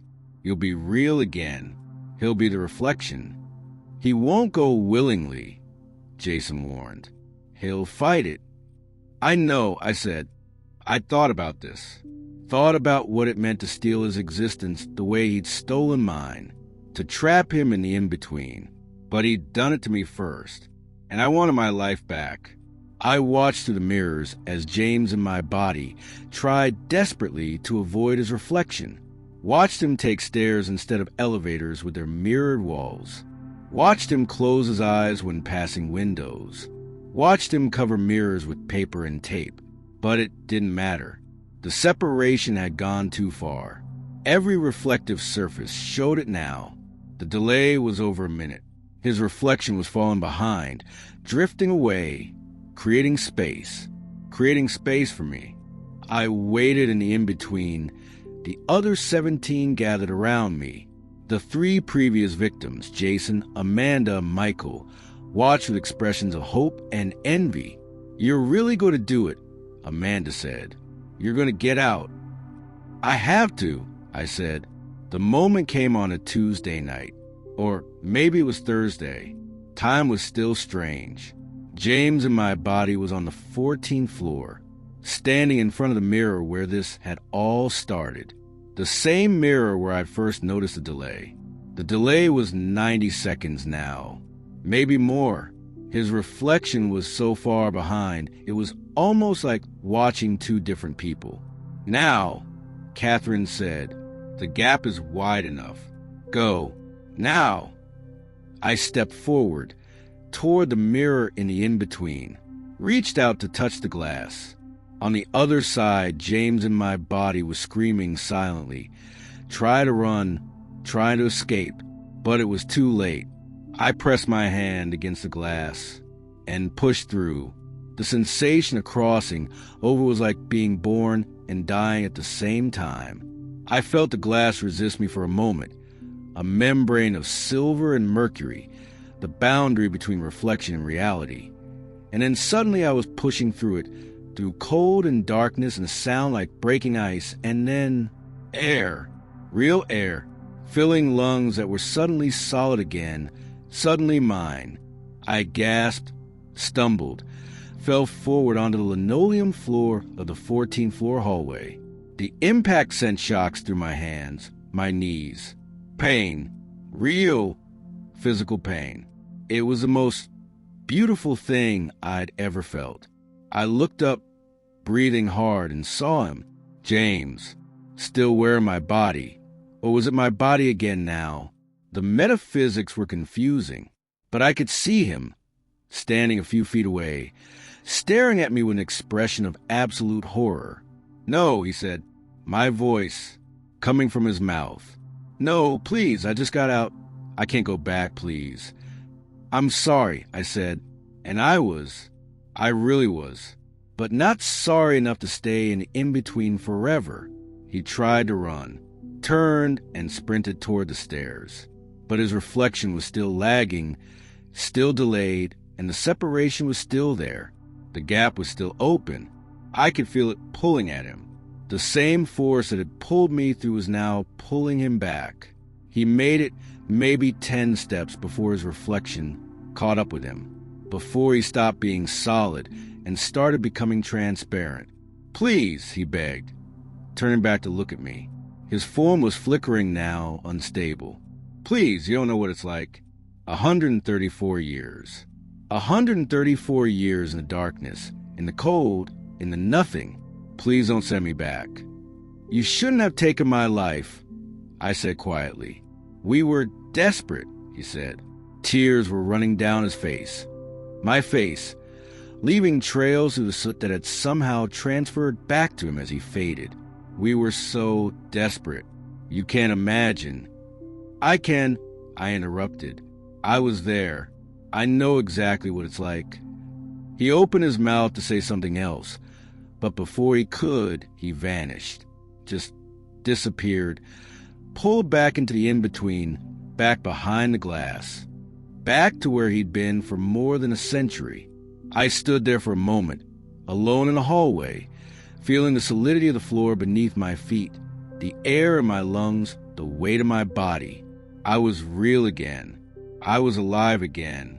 I walked to the mirror, the same mirror where this had all started, and looked at myself. My reflection looked back, perfectly synchronized. No delay. Normal. Except it wasn't normal, was it? Because I knew what I'd just done. Knew that James was now trapped behind that glass, watching me the way I'd watched him. "I'm sorry," I said to my reflection. To him, to all of them. But I didn't mean it enough to go back. I checked my watch, my real watch, on my real wrist in the real world. It was 3:47 a.m. My shift would end in a little over 6 hours. I needed to figure out what to do about the other two. The other two were in my face. Catherine and Thomas, if I remember correctly. They were still out there somewhere in my body, living my life. I couldn't let them stay. Couldn't have multiple versions of me walking around. It would only be a matter of time before someone noticed something was wrong. I pulled out my phone, my real phone, solid in my real hand, and checked the security feed app. I could access the cameras from anywhere in the building. I found them quickly. One was on the 23rd floor, checking conference rooms. The other was in the basement, checking the mechanical systems. They hadn't realized yet that James had been pulled back, hadn't felt it happen, but they would soon. And when they did, they'd know what it meant. They'd know I was back. I needed to act fast. I went to the 23rd floor first, taking the stairs 2 at a time, feeling the burn in my muscles, the acceleration of my heartbeat. Even the discomfort felt good, felt real. I found Catherine in my body, standing outside conference room 2314, writing something on her inspection checklist. She looked up when she heard my footsteps and froze. We stared at each other. 2 identical people, same face, same uniform, same everything. "You got out," she said finally. Her voice, my voice, was quiet, resigned. "I'm taking my life back," I said. "All of it." "Where's James?" "Back in the in-between." She closed her eyes. When she opened them again, they were wet with tears. I knew this was too good to last. We all did. But I'd hoped we could make it work somehow. "I can't have 3 of me walking around," I said. "People will notice. This is the end." "I know." She set down her clipboard. "The delay. You got James to look too long at mirrors. Created the separation. And now you're going to do the same to me and Thomas." "I don't want to," I said honestly. "I don't want to trap you there again. But I can't." "It's all right," she interrupted. "I understand. I really do." She smiled sadly. It was nice while it lasted. Feeling the sun, tasting coffee, talking to people. I'd forgotten what it was like to just exist. "I'm sorry. Don't be. You're just doing what we did to you, what we've done to others before you. It's the way it works. The cycle continues." She paused. "But Marcus, when you're back in your life, really living it again, don't take it for granted. Don't waste it, because you know now what it's like to lose it." I nodded, throat tight. She walked over to the nearest window, floor-to-ceiling glass overlooking the city, lights twinkling in the darkness. She pressed her hand against it, looking at her reflection. "I'm ready," she said. I joined her at the window, stood next to her, our reflections side by side. "Look at the reflection," I said quietly. "Keep looking. Notice how it moves. Notice the delay." "I already feel it," she said. "The pulling, the separation starting." We stood there together, watching our reflections in the glass. And slowly I saw it happening. Saw her reflection starting to lag behind her movements. Saw the gap opening up. 1 second, 2 seconds, 5 seconds. She was creating the separation again, falling back behind the glass. "Tell the others," she said as her form started to flicker. "Tell them I said it was worth it, even for just a few days. It was worth it." And then she was gone. I was alone on the 23rd floor, my reflection in the window perfectly synchronized again. 2 down, 1 to go. I found Thomas in the basement, near the boilers. He was sitting on the floor, back against the wall, face buried in his hands. He looked up when I approached. His eyes were red from crying. "I felt them go," he said. "James and Catherine. I felt it when they were pulled back. I knew you'd come for me next." "I have to," I said. "You understand that, right?" "I'm 19 years old," he said.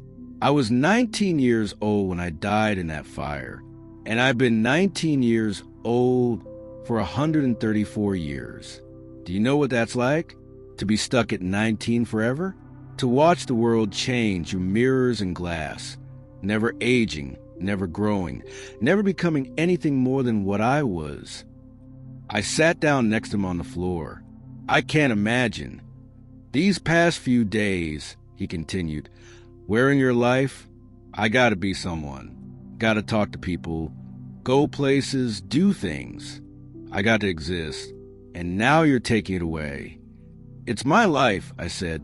"It was never yours to take." "I know." He laughed bitterly. "God, I know, but that doesn't make it easier." We sat in silence for a moment. The boilers hummed and clanked.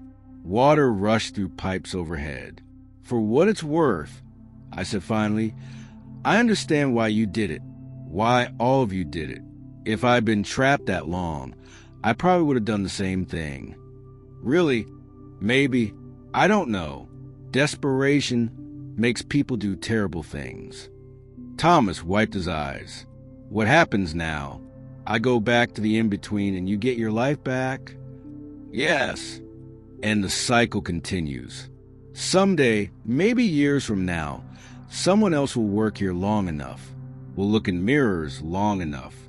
We'll create enough separation. And we'll try again. We'll always try again.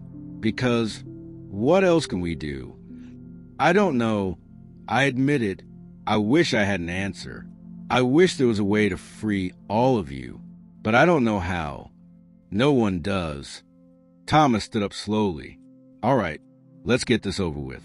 Where do you want to do it?" "Anywhere with a reflective surface."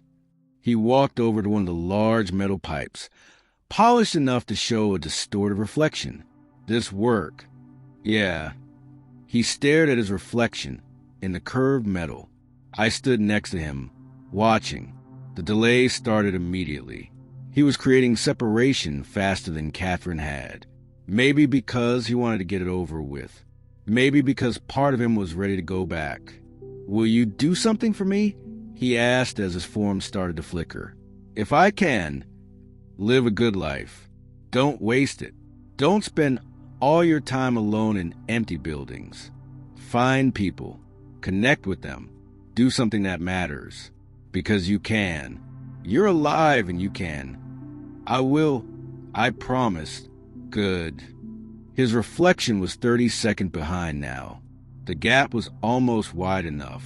"And Marcus, I'm sorry for what we did to you. I really am. I know. Tell the others. Tell them I understand. Tell them." But before he could finish, he was pulled back through, disappeared into the reflection, back to the in-between. I was alone in the basement, alone in my body, alone in my life.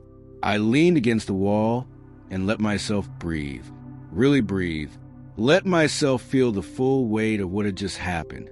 I got my life back, but at the cost of trapping 3 people.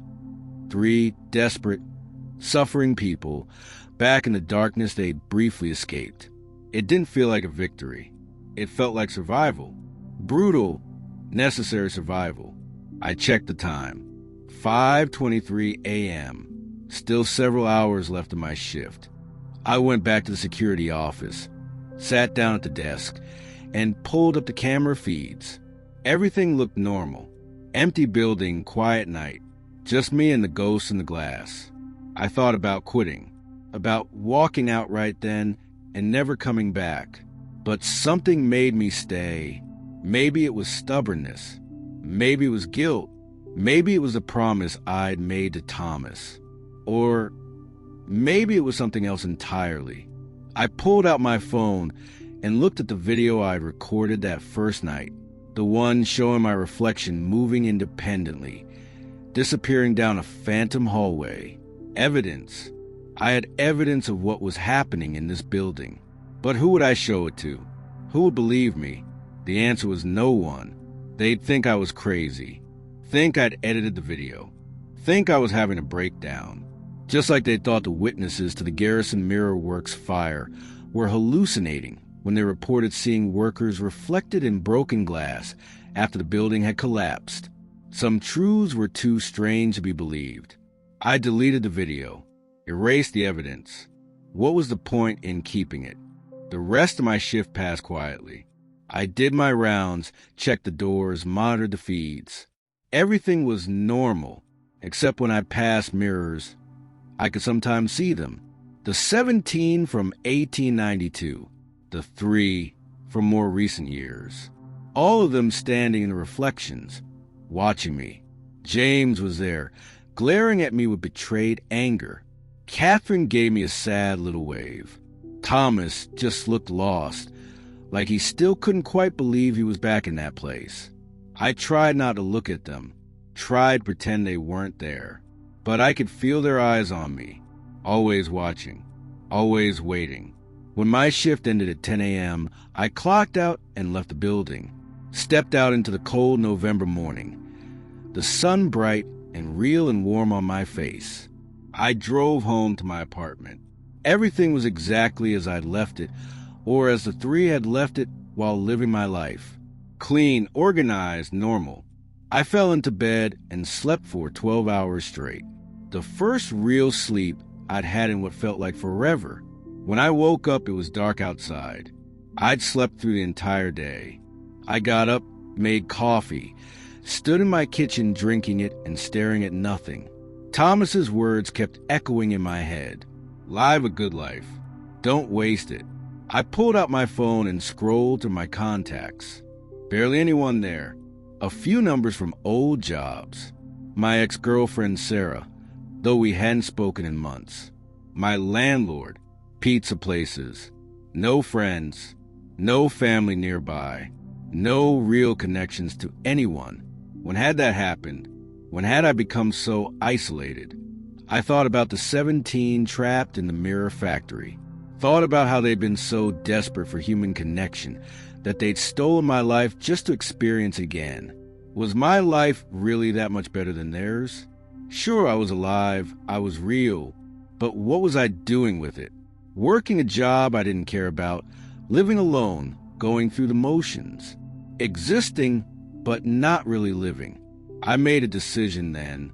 If I was going to keep this life, if I was going to keep it at the cost of trapping those people in the in-between, then I had to make it worth something. I had to actually live it. I called Sarah. She answered on the 3rd ring, sounding surprised to hear from me. Marcus, is everything okay? Yeah, I said. I wanted to apologize for how things ended, for how I pulled away. You deserve better. Oh, a pause. Thank you. That means a lot. I know it's probably too late for us.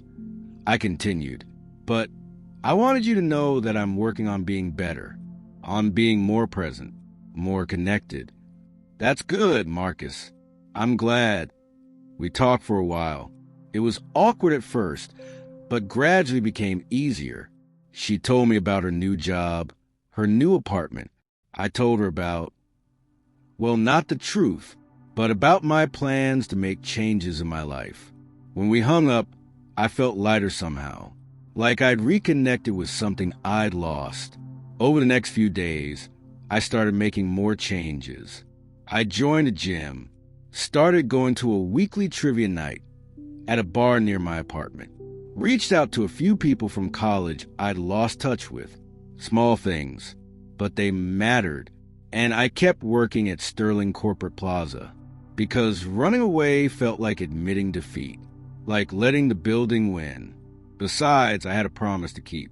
I started researching, really researching, everything I could find about mirrors, reflections, the metaphysics of glass and silver, everything about the Garrison Mirror Works fire, the workers who died, the history of the site. I read books on paranormal phenomena, on quantum physics and parallel dimensions, on the folklore of mirrors and reflection. I was looking for answers, looking for a way to free them, because it wasn't fair. What had happened to them wasn't fair. And the fact that they'd survived their deaths only to be trapped in an eternal half-existence was a cruelty I couldn't ignore. I didn't know if I could help them, didn't know if there was anything I could do, but I had to try, because Thomas was right. I was alive. I could do something. And if I didn't at least try, then what was the point of getting my life back? The other security guards, the ones still trapped in the in-between, they watched me through the mirrors. I could see them sometimes when I did my rounds, standing in reflections, observing.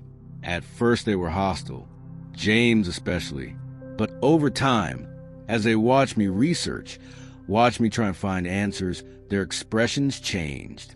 From anger to curiosity to something that might have been hope. One night, about 2 weeks after I crossed back over, I was on the 14th floor, standing in front of the mirror where it had all started. I could see Catherine in the reflection. She was standing right behind where I was, though of course, she wasn't really there in the physical world. I pulled out a notebook and wrote, "Can you read this?" I held it up to the mirror. In the reflection, Catherine's eyes widened. She nodded. I wrote, "I'm trying to help, trying to find a way to free you." She wrote something in the reflection. It took me a moment to decipher it backwards. "Why?" I wrote, "Because it's the right thing to do." She smiled sadly and wrote, "Thank you." From that night on, I started communicating with them regularly, through notes held up to mirrors, through gestures, through any method I could think of. They told me more about their imprisonment, about how it felt to exist only in reflections, about the rules they discovered over their century of captivity. And slowly, piece by piece, I started to form a theory. The Garrison Mirror Works fire had happened in 1892. 17 workers had died, surrounded by mirrors, and their reflections had been trapped in the glass. But why? What made that fire different from any other fire?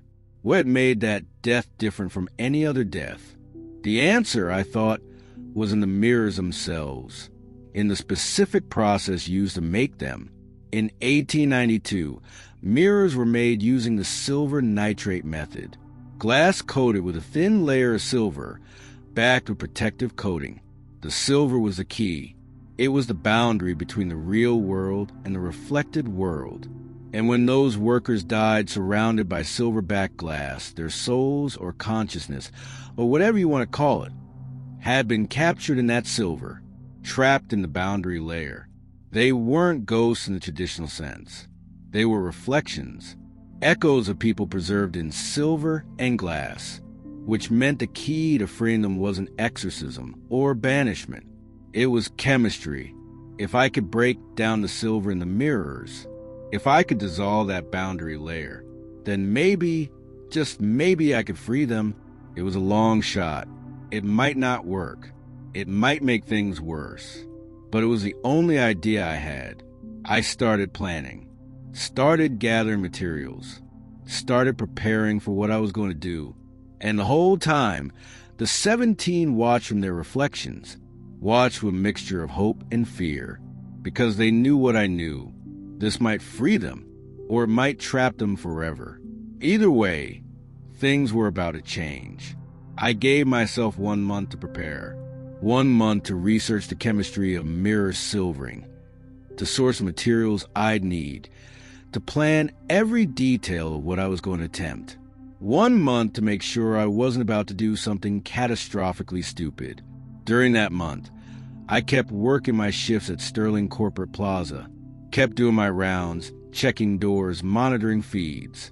But now I was also mapping every mirror and reflective surface in the building, cataloging them, marking which ones were original to the 1987 construction and which had been replaced over the years. Because not all mirrors were equal.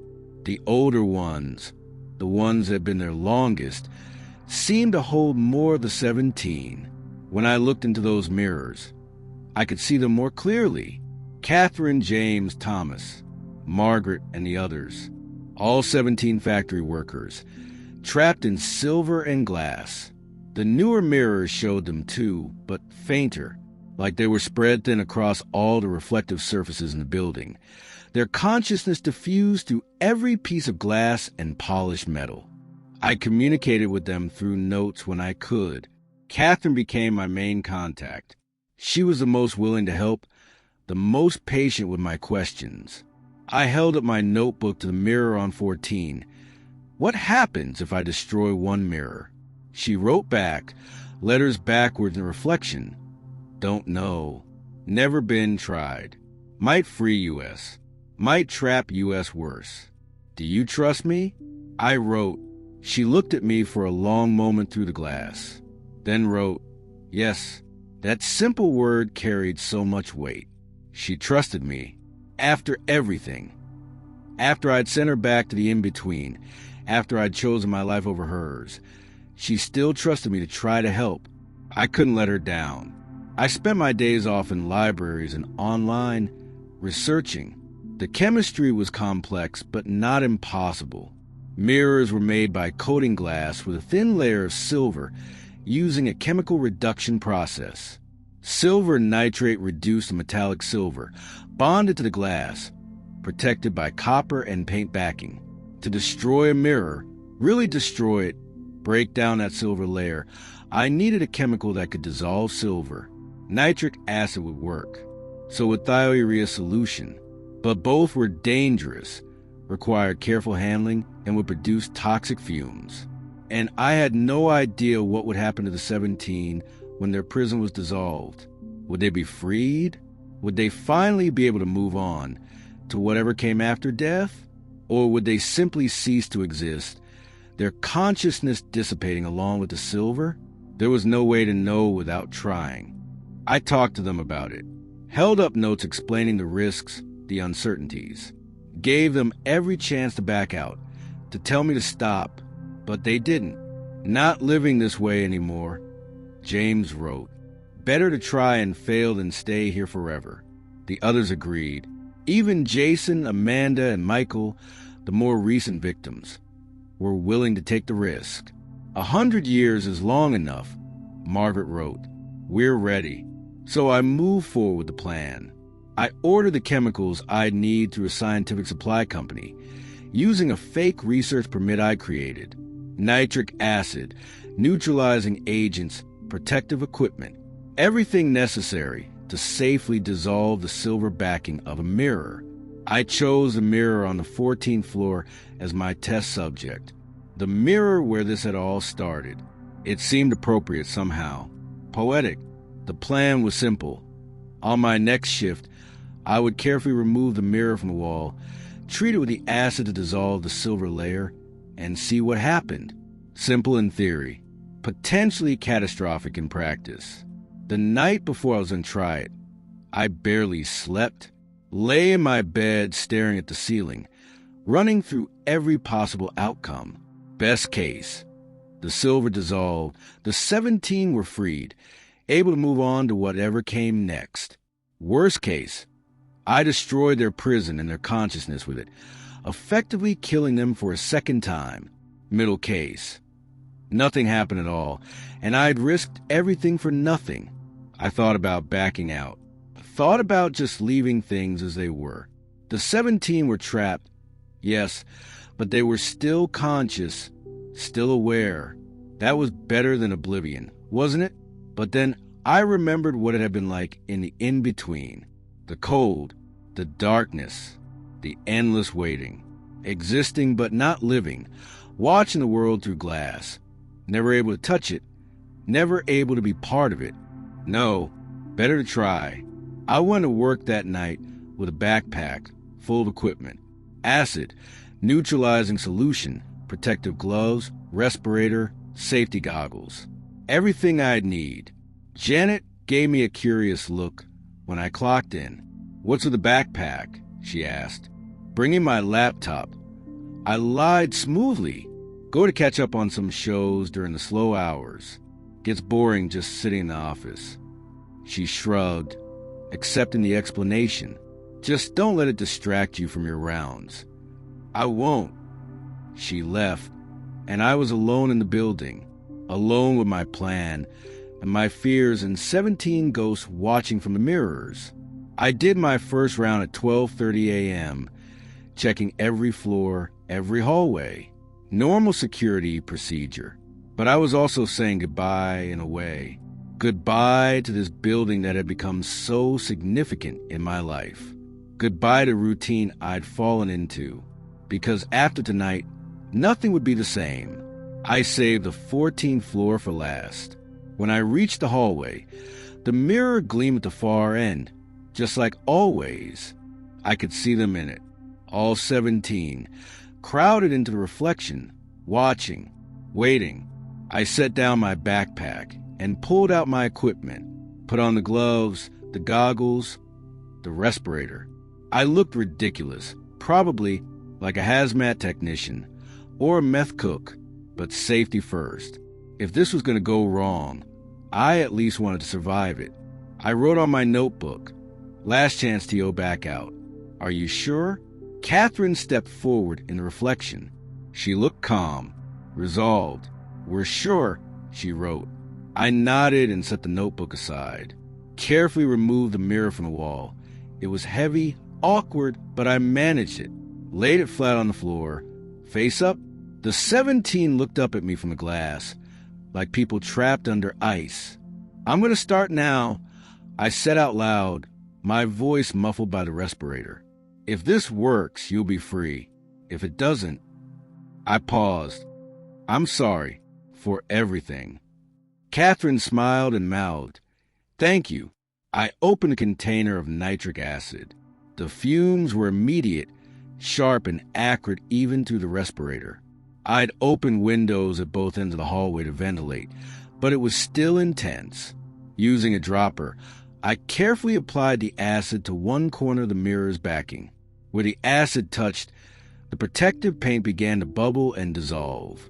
Beneath it, the copper layer oxidized, turning green-blue. And beneath that, the silver began to break down, the metallic sheen turning dark and muddy. In the reflection, I saw the 17 react. Some gasped, some stumbled. Catherine pressed her hand to her chest like she couldn't breathe. "What's happening?" I asked urgently. "Should I stop?" Catherine shook her head. She looked like she was in pain, but she gestured for me to continue. I applied more acid, working methodically around the edge of the mirror. The silver layer dissolved inch by inch, the boundary between worlds breaking down. And as it broke down, something began to happen. Light coming from the mirror, not reflected light, but light emanating from within the glass itself. Soft at first, then brighter, until the entire mirror was glowing. The 17 were changing too. Their forms were becoming less distinct, less solid. They were fading, dissolving like the silver. "Catherine," I shouted, "talk to me. What's happening?" She tried to write something, but her hand was too transparent now. I couldn't read it. The light from the mirror intensified. I had to shield my eyes, even through the goggles. The hallway was filled with brilliant white radiance, like a star had been born in that piece of glass. And then I heard them, not through the glass, not in reflections. Their voices, real voices, speaking in the air around me. "It's working," Catherine's voice, clear and strong. "We can feel it. The boundary is breaking. We're being released. Where are you going?" I asked, squinting against the light. "What's happening to you?" "We don't know," James answered. His voice sounded younger somehow, less burdened. "But it's not the in-between anymore. It's something else. Something beyond. Are you scared?" I asked. Margaret laughed. "After 134 years? No, we're ready." "Thank you, Marcus," Thomas said. His voice was filled with joy. Real, genuine joy. "Thank you for giving us this chance, for not leaving us there." The light was almost unbearable now. I had to look away, tears streaming from my eyes even through the goggles. "Go," I said. "Whatever's next, go to it." You've earned it." Their voices rose together, overlapping, a chorus of 17 souls finally freed. "Goodbye." "Thank you. We're free. Finally free." And then, with a sound like a crystal bell ringing, the light flared one final time and vanished. The hallway was dark again, silent. I looked down at the mirror.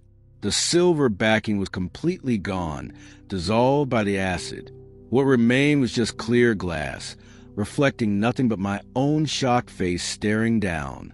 No 17 factory workers. No trap souls. No reflections that moved independently. Just glass. They were gone. I sat there for a long time, shaking, overwhelmed. Had it worked? Had they been freed? Or had I just destroyed them? I wanted to believe they'd been released, that they'd moved on to whatever came after death, finally able to rest after more than a century of imprisonment.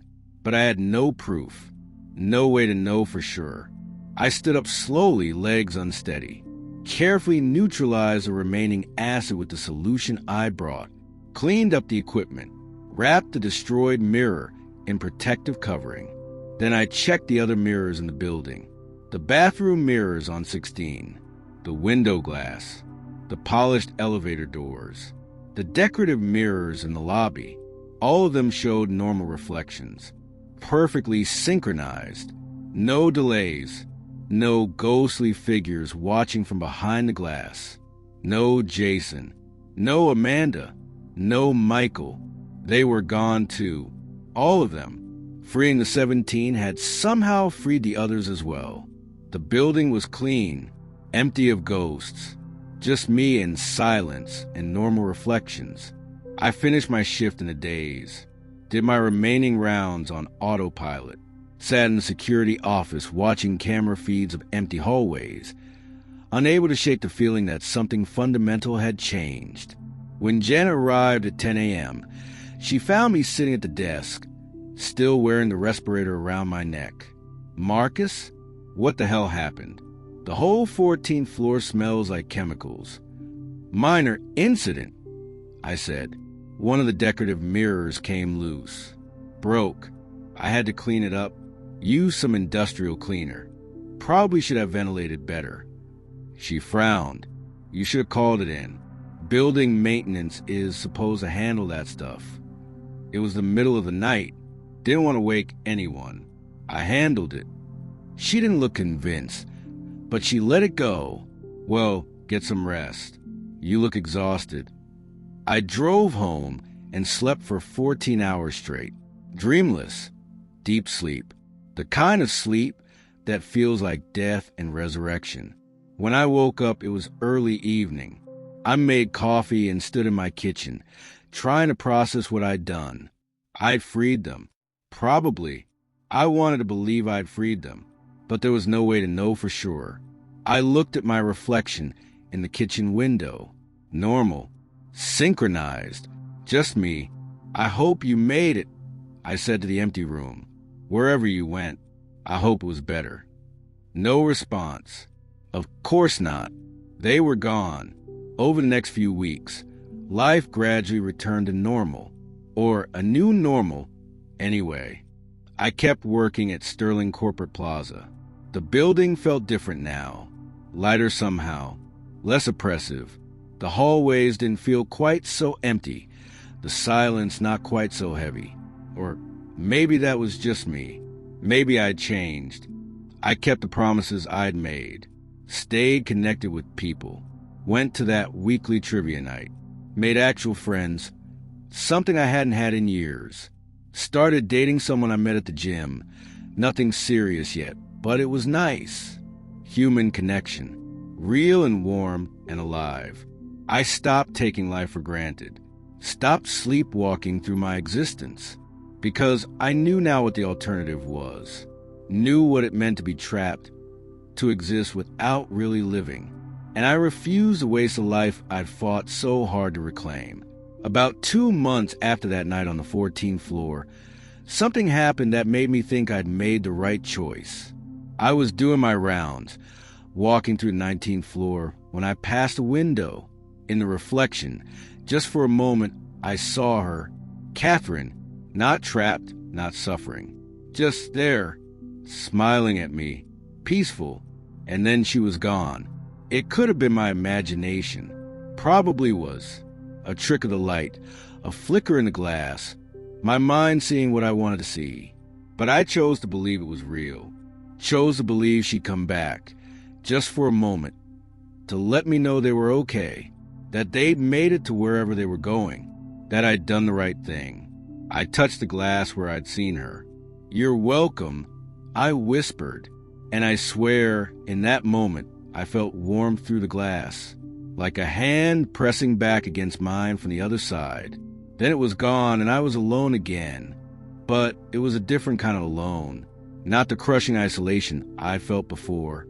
Just solitude, quiet, peace. I finished my rounds and went back to the security office, sat down at the desk, and looked at the monitors showing the empty building. My building, my job, my life, hard-won and precious and real. I pulled out my phone and texted the woman I'd been dating. Asked if she wanted to get breakfast after my shift. She said yes. I smiled and set the phone down. Looked at my reflection in the dark computer monitor. It looked back, perfectly synchronized, perfectly normal. Just me, no ghosts, no delays, no separation. Just me, living my life one shift at a time. And that was enough. 3 years later, I was still working at Sterling Corporate Plaza, but not as a security guard. I'd gone back to school, used a criminal justice degree I'd never done anything with, got certified, got promoted. Now I was the head of security for the entire building. Better pay, better hours, actual responsibility, and I was good at it. I'd also convinced building management to replace all the old mirrors. Told them it was for safety reasons. Old silver backing could contain mercury, potential health hazard. They agreed and brought in contractors to install new mirrors with modern aluminum backing. The old mirrors were disposed of properly, destroyed and recycled. I made sure of it personally. I never told anyone what had really happened that night on the 14th floor. Who would believe me? It sounded insane even to me sometimes, and I'd lived through it, but I knew the truth, and I carried it with me. I got married to Rachel, the woman I'd met at the gym. We had a small wedding, just close friends and family. Built a life together, a real life, full of connection and meaning and love. I thought about the 17 sometimes, wondered where they'd gone, hoped they'd found peace.